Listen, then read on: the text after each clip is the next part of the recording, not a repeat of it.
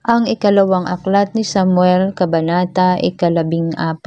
Napansin ni Joab, anak ni Serorias, na ang hari ay nananabik na makita si Absalom, kaya't nagpalaganap siya sa Tekoa ng isang matalinong babae. Nang dumating ito ay sinabi niya, "Magsuot ka ng panluksa at magkunwari kang byuda. Huwag kang mag-aayos para magmukha kang matagal nang nagluluksa. Pagkatapos, pumunta ka sa hari at sabihin mo sa kanya ang ipagbibilin ko sa iyo." Matapos silang mag-usap ni Joab, lumakad na ang babae. Pagdating ng hari, siya'y nagpatira pa bilang pagbibigay galang. Sinabi niya, "Tulungan po ninyo ako, mahal na hari." "Bakit? Ano bang nangyari sa iyo?" tanong ng hari. "Ako po'y isang byuda, may 2 akong anak na lalaki. Minsan po'y nag-aaway sila sa bukid, walang umawat sa kanila, kaya't napatay ang isa. Dahil doon, pinuntahan ako ng mga kamag-anak ng aking asawa.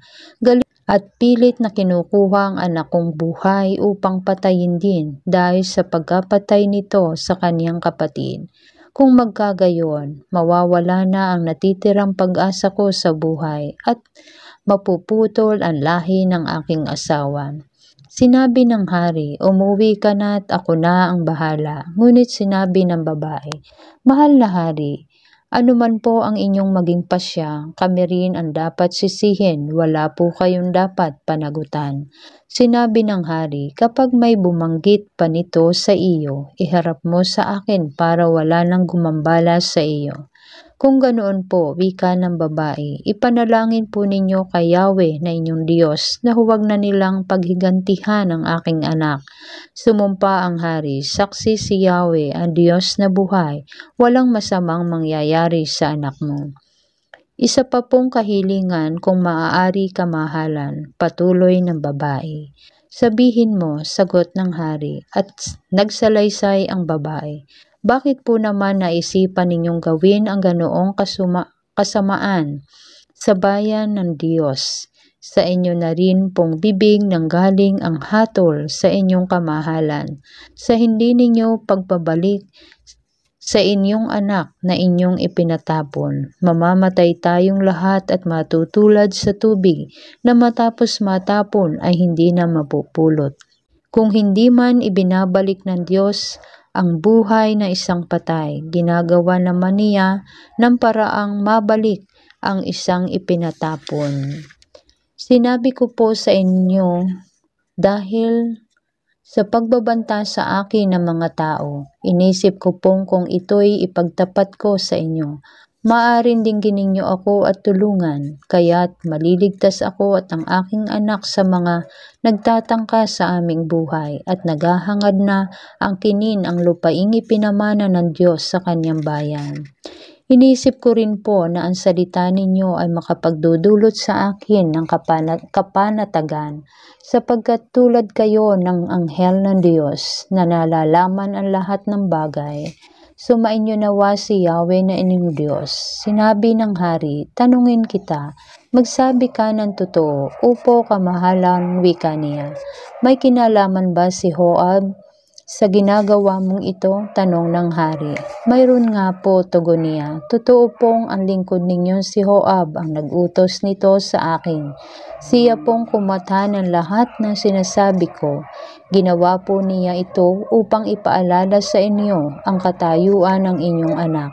Ngunit kayo, kamahalan, ay kasintalino ng anghel ng Diyos at alam ninyo ang lahat ng nangyayari sa lupain."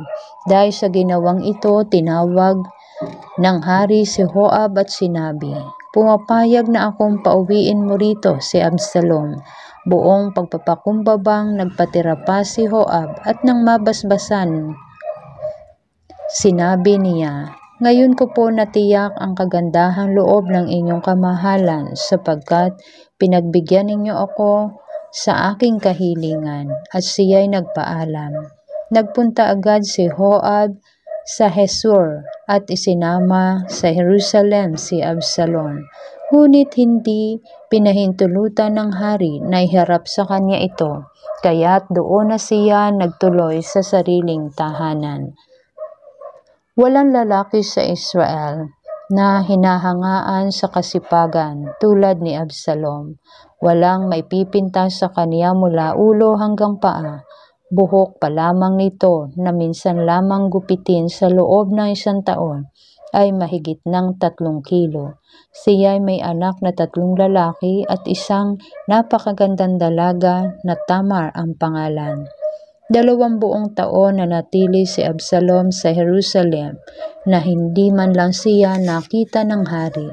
Minsa'y pinatawag niya si Joab upang suguin sa hari. Ngunit hindi ito pumayag. Pinatawag niyang muli ito, ngunit hindi rin siya sinunod. Kaya't sinabi ni Absalom sa kanya, "Alam ninyong may karatig akong bukid si Joab na may tanim na sibada. Puntahan ninyo ito at sunugin." Sinunog nga ng mga alipin ang bukid na iyon.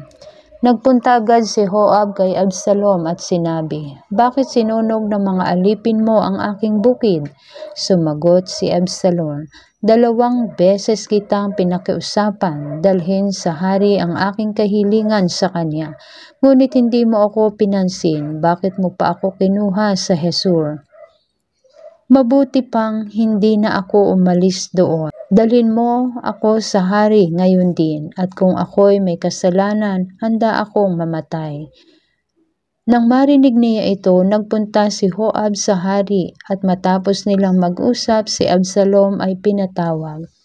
Humarap naman ito sa hari, at buong pagpapakumbabang nagbigay galang, at hinagkan siya ng hari.